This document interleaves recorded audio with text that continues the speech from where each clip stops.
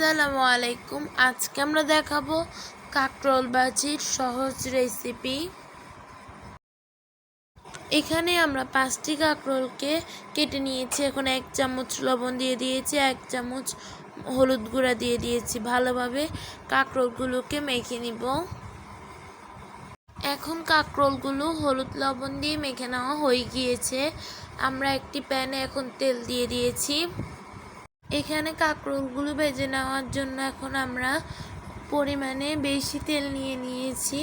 পরে আমরা তেলগুলো কমিয়ে নিব। এখন আমরা কাঁকরোলগুলো ভেজে নিচ্ছি।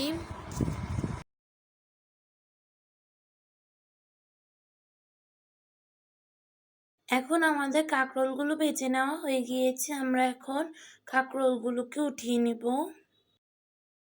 এখন আমরা একই তেলে কিছু পেঁয়াজ দিয়ে দিয়েছি, পেঁয়াজের সঙ্গে মরিচও দিয়ে দিয়েছি। পেঁয়াজ এবং মরিচকে একটু ভেজে নিচ্ছি। 1/2 চামচ হলুদ গুঁড়া দিয়ে দিয়েছি, 1/2 চামচ জিরার গুঁড়া, 1/2 চামচ লবণ দিয়ে এখন পেঁয়াজ এবং মরিচকে ভেজে নিব। এখন আমরা কাঁকরোলগুলোকে পেঁয়াজ এবং মরিচের সঙ্গে দিয়ে দিয়েছি। আমরা কাঁকরোলগুলোকে এখন ভেজে নিব পেঁয়াজের সঙ্গে। এখন আমাদের কাঁকরোল ভাজি তৈরি হয়ে গিয়েছে।